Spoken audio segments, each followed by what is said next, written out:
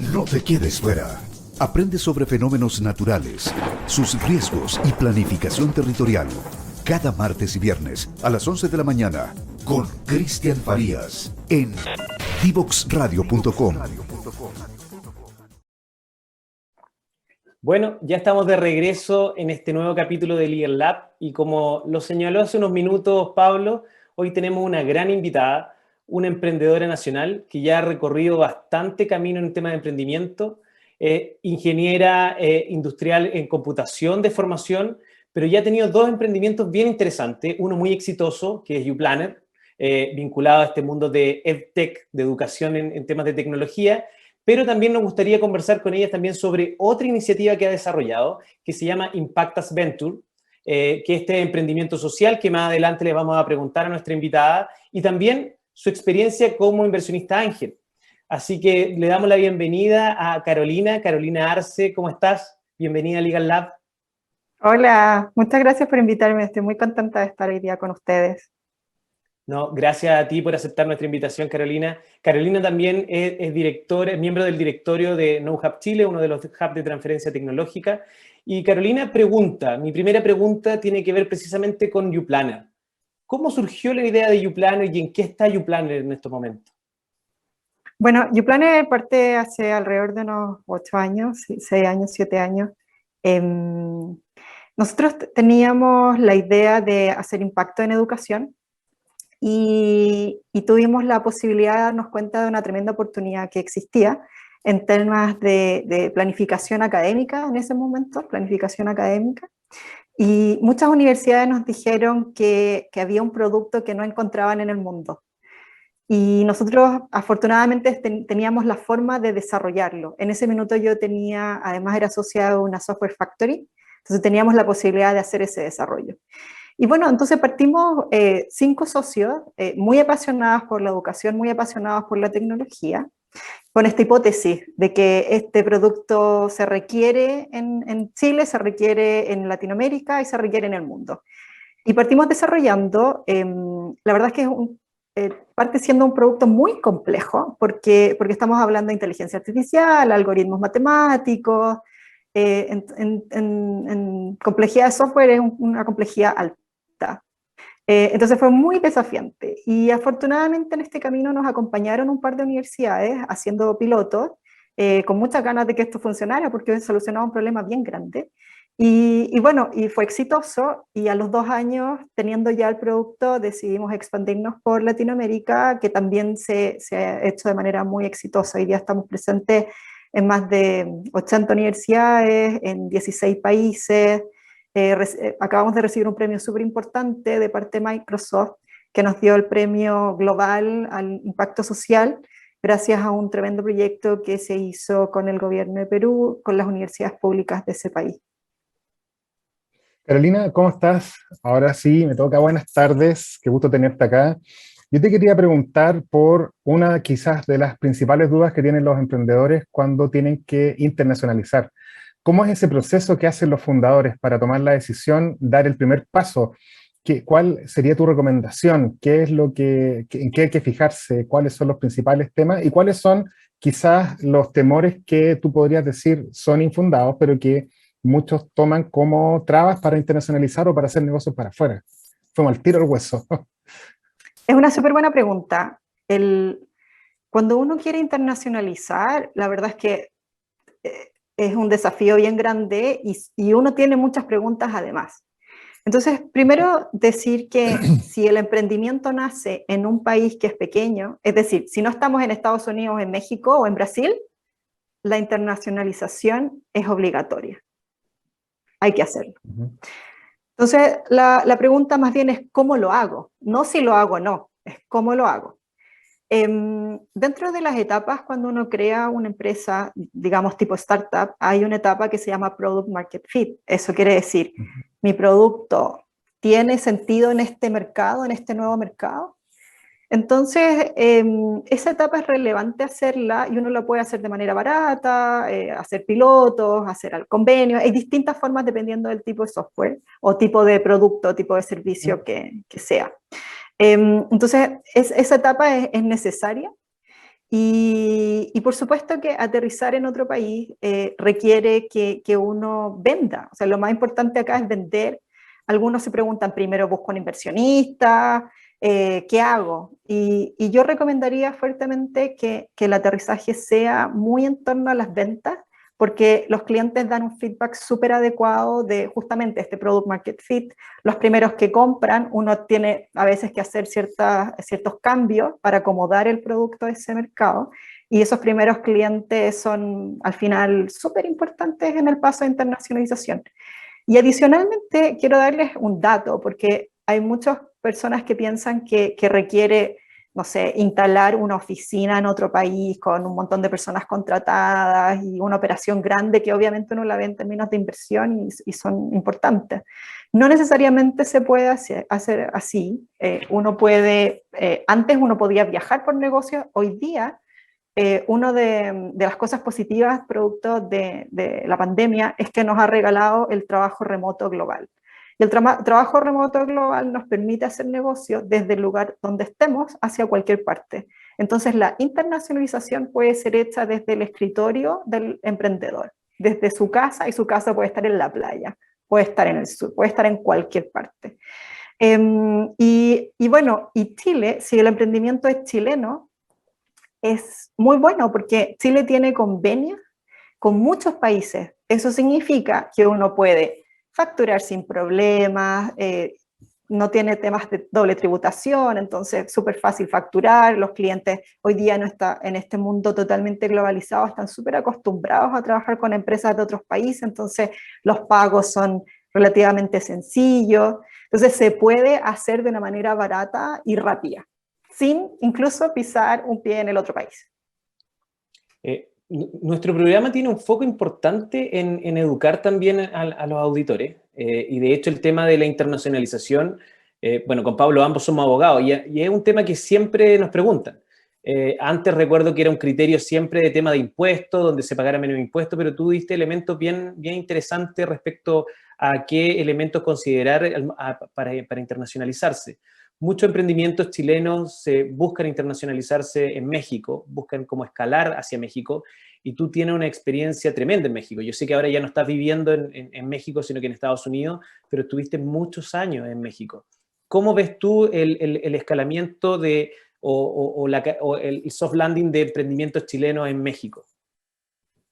Mira, qué buena pregunta, y me encanta hablar de México. Efectivamente, yo viví 4 años en México, y déjeme contarle algunas anécdotas de cuando me fui. Una primera anécdota es que yo me fui a vivir a México con el objetivo de profundizar el mercado y hacerme cargo de toda una área regional que abarcaba desde Colombia a México, o sea, Centroamérica, el Caribe. Entonces, en ese minuto, estamos hablando de hace 5 años atrás, muchos advisors dijeron: no debieras salir mientras no seas el líder en tu mercado local, dícese Chile. Pero nosotros veíamos una oportunidad súper grande fuera, entonces no le hicimos caso a esos advisors y salimos de lo más temprano posible. Yo llego allá y al año siguiente, ni siquiera el primer año, al año siguiente me junto con el director comercial de ProChile, y yo le digo: oye, yo me quiero conectar con los otros emprendedores tecnológicos que hay en México. Y me dice: bienvenida, tú eres la primera. Y yo: ¿cómo la primera? O sea, yo no lo podía creer. Bueno, resultó que no era tan cierto. Habían algunos otros que ya estaban, de hecho, en ese momento Corner Shop ya había abierto su oficina ya, pero digamos que éramos muy poquitos, éramos así muy poquitos. Entonces, bueno, yo parto haciendo negocios allá, con todo el equipo detrás, por supuesto, así yo como cabeza, pero con un tremendo equipo detrás. Y fue súper bueno, o sea, nos empezamos a expandir muy fuerte, ellos vieron mucho valor en lo que estábamos haciendo. México es un tamaño 10 veces Chile, ¿verdad? Además que tiene ciertas exigencias, está muy cerca de Estados Unidos, entonces no están mirando al sur, ellos miran al norte. Entonces te comparan con alguien tan bueno como alguien que venda en Estados Unidos.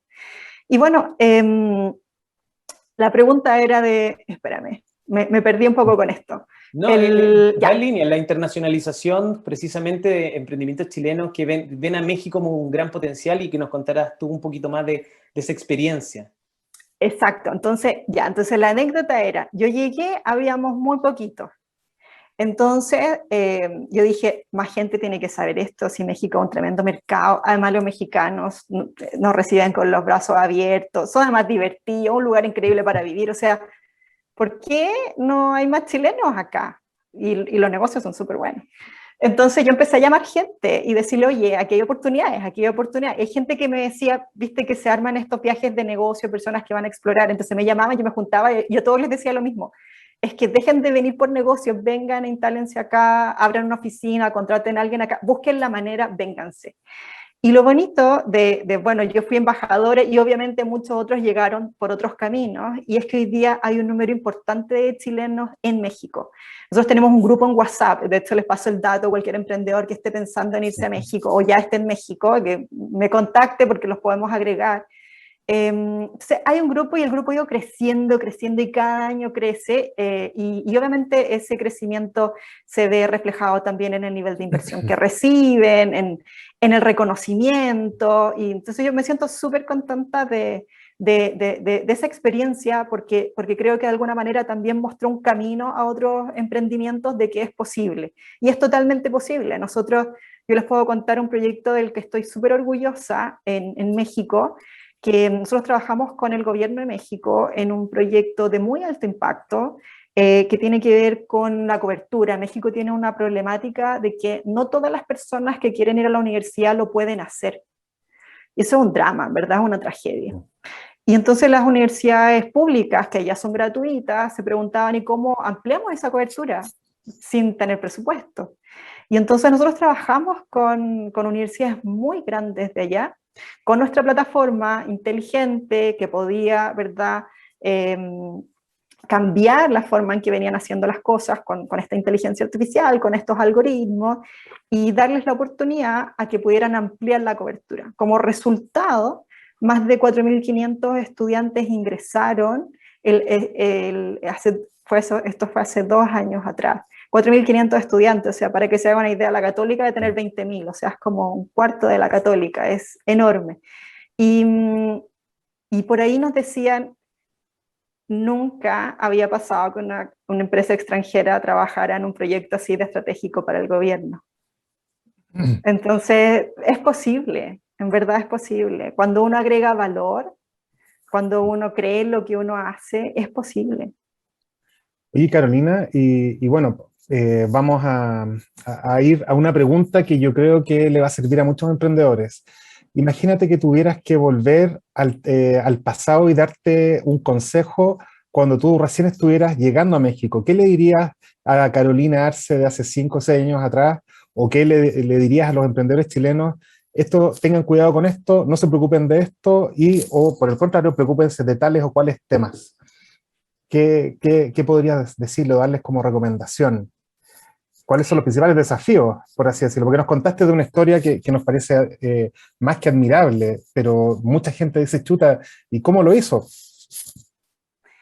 A ver, en Latinoamérica ocurre una particularidad, y es en México y en toda Latinoamérica. Nosotros somos muy sociales, y en Chile somos menos. Si uno mira como el mapeo de Latinoamérica, Okay. Latinoamérica somos más transaccionales, pero el resto de Latinoamérica le importan mucho las relaciones. Y entonces yo te diría que un consejo que me puedo dar a mí misma es haber escuchado de manera más temprana a las personas que me dijeron, en México los negocios se hacen de manera distinta. Entonces yo de alguna manera al principio tuve una cierta resistencia por una forma diferente de hacer las cosas, ¿no? Temas culturales, podríamos decir, ¿no? Sí, totalmente. Entonces, mi consejo, hace como, yo traté de hacer una inmersión bien grande a la cultura mexicana, y de hecho yo por eso me acerco un año después recién a ProChile, porque yo llegué y yo dije, yo aquí me voy a rodear solo de mexicanos, necesito aprender cómo se hacen negocios acá, necesito aprender la cultura. Así todo, si yo me pudiera dar un consejo, yo diría, haz esa inmersión aún más profunda, escucha mucho más, aprende mucho más de otros que ya lo han hecho, de todas maneras. A ver, y respecto a los desafíos, sí, hay muchos, la verdad. O sea, como que cuando un emprendedor se va hacia afuera, a mí me pasó, por ejemplo, de algo que yo no me di cuenta. Yo decido viajar, yo estaba soltera en ese tiempo, entonces yo me voy a México sola, y por el plan estratégico decía que yo no iba a contratar a ninguna persona el primer año, porque yo iba a estar a cargo y tenía todo el equipo detrás en Chile, ¿no? Trabajando remoto. Entonces yo llego allá y digo, bueno, ya estoy sola, ok, voy. Y me arrendé incluso hasta una oficina cuando uno arrendaba oficinas. Por costumbre, por hacer algo distinto. Entonces yo iba a mi oficina sola, y todo sola. Y entonces dije, bueno, en verdad nadie me preparó para esto, porque yo no tenía amigos. Entonces yo llego sin amigos, sola, a trabajar sola. Entonces yo creo que conversar con otras personas, a los emprendedores que nos están escuchando, también puede servir para prepararse un poco más, porque yo en ese minuto dije, oh, yo no venía preparada para esto. Entonces llamo a algunas personas que sabía que habían vivido como expats en otros países, y me di cuenta que la gente o se va con familia o se va a una oficina, entonces ahí conoce a sus compañeros de trabajo.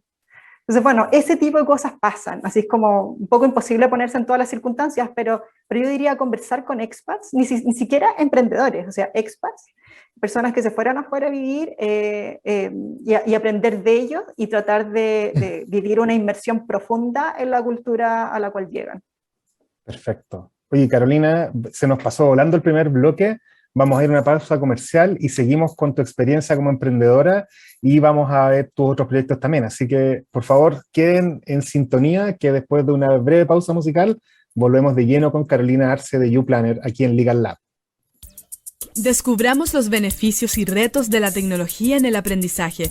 Escúchanos cada lunes y miércoles a las 15 horas en Tareas de Tecnología. Desafío para la próxima clase con Nicolás Soto en divoxradio.com.